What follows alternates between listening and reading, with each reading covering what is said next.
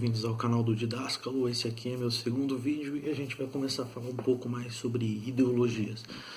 Não de uma forma filosófica, ou a formação filosófica delas, mas a prática. Essa é uma série de vídeos que eu quero fazer. Vão ser pelo menos 3 vídeos falando sobre conservadorismo, progressismo e libertarianismo e a relação que esses três têm um com o outro, além das suas bases, e principalmente colocando eles na prática do cenário brasileiro, em comparação com os exemplos de ideologia em cada país no qual elas dominam, né?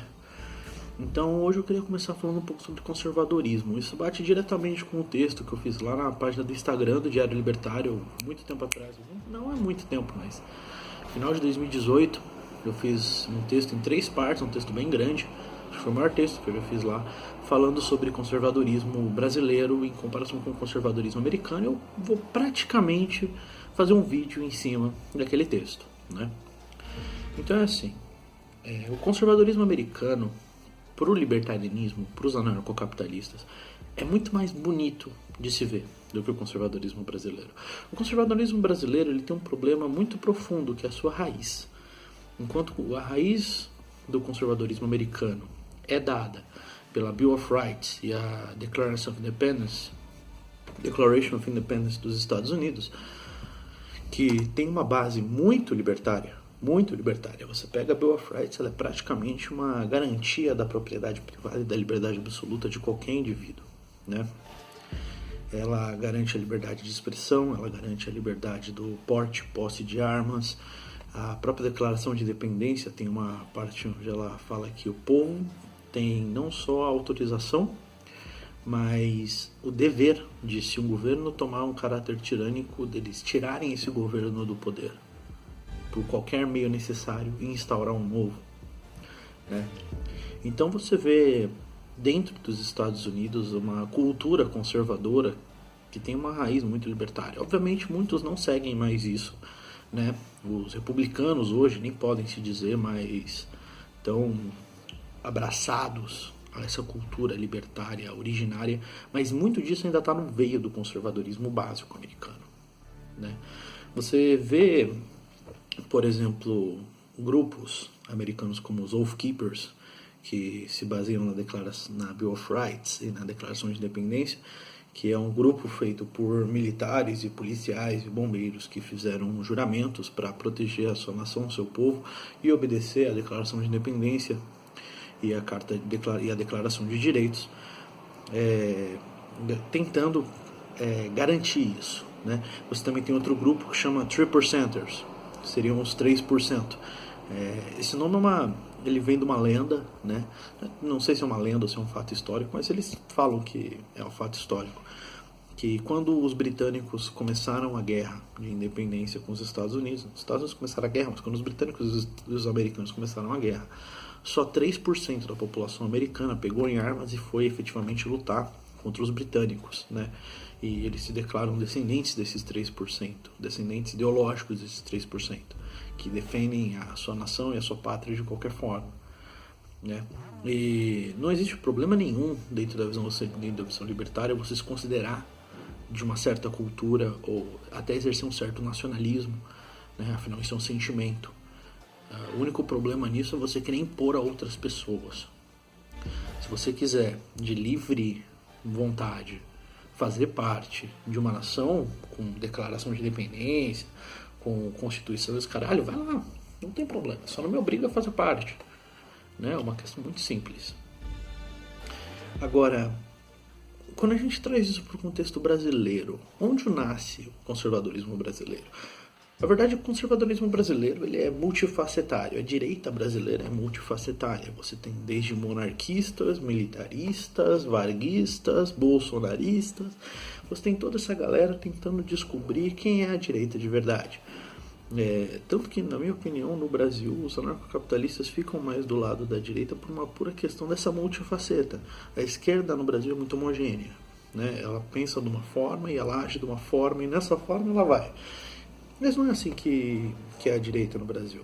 Por exemplo, você tem os monarquistas que falam que o golpe de 1888 foi totalmente legítimo e que a monarquia devia voltar ao poder, ou alguns defendem isso por causa do estado atual da nossa na nossa república, ou os caras defendem isso porque eles simplesmente queriam ter um rei para arrancar a cabeça. Aí depende, vai de cada um. Agora, quando você traz a base do conservadorismo brasileiro que a gente tem hoje, a gente está falando dos bolsonaristas, dos coletivistas, eu não estou trazendo aqui aquela galera que foi, e agora nesses últimos tempos, onde a direita se mostrou maioria, ela foi lá e estudou e aprendeu Burke, os caralho. Não estou falando dessa gente. Tá? Eu estou falando de uma pessoa média. A pessoa média no Brasil não tem como estudar filosofia, estudar economia, ler toda a obra do Mises. Não tem como. Mas pegando a direita conservadora com economia liberal, que seria mais ou menos o caráter do governo que a gente tem agora, colocando ela de lado um pouco e olhando para as outras facetas. A gente tem um forte apelo positivista de Comte, né? Eu falei que eu ia falar de filosofia, mas estou aqui eu falando, né? Tem que citar, né? A base do pensamento humano, né? Você tem a filosofia positivista de Comte, que é um filho da Constituição da República após a monarquia, né? E os caras pegaram isso, jogaram na bandeira ordem e progresso e tá lá até hoje. Depois disso a gente teve Vargas, um fascista nato, fascista mesmo. Esse aí, na minha opinião, foi o fascista no mundo que mais deu certo, né? Porque ele conseguiu ao mesmo tempo usar todas as facetas do socialismo fascista e do socialismo clássico marxista para ganhar ao mesmo tempo a alcunha de pai dos pobres e ser um apreciador de Hitler. Essa é a cara de Vargas. E não só isso, além dele ser um estatista fudido, e com isso eu quero dizer que tipo um cara que é um estatizante nato, né? Ele queria nacionalizar tudo, queria integralismo, né? Ele matou todas as chances visuais e correntes de separatismo do Brasil. Quando ele sufocou a Revolução da Independência de 32 em São Paulo e fez a cerimônia das bandeiras, ele basicamente declarou: o Brasil é integral e o Brasil é indivisível, e é isso aí.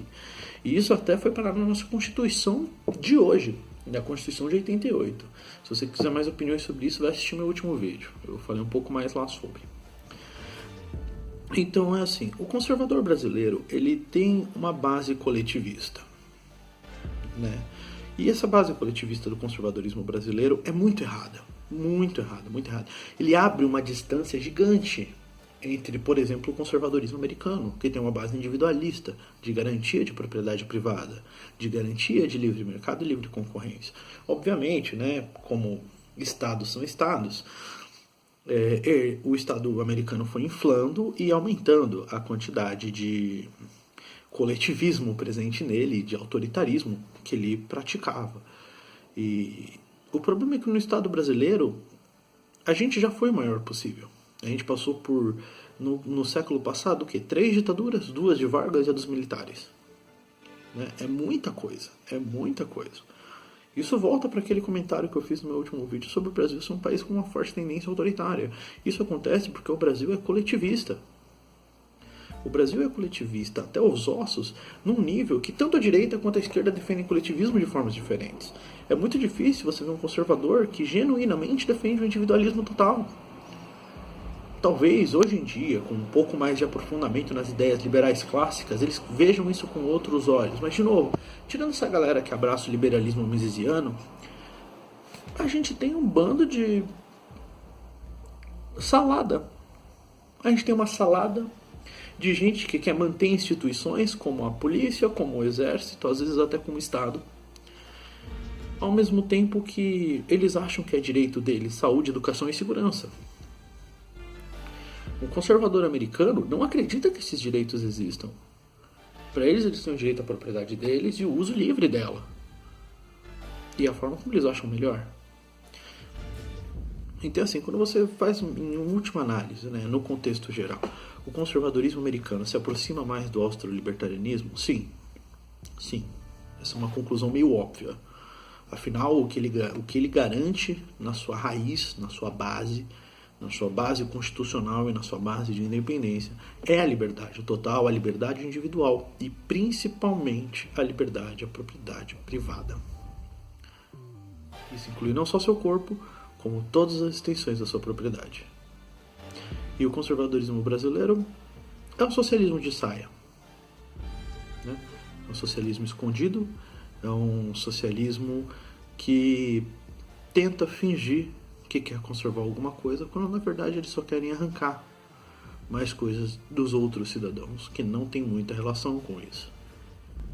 Historicamente o conservadorismo brasileiro sempre foi fraco, agora ele está começando a aparecer com um pouco mais de força, mas a não ser que se mude a mentalidade conservadora no Brasil no geral, você nunca vai conseguir chegar aos pés do que é o conservadorismo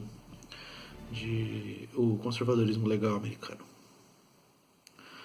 Muito obrigado, por hoje é isso.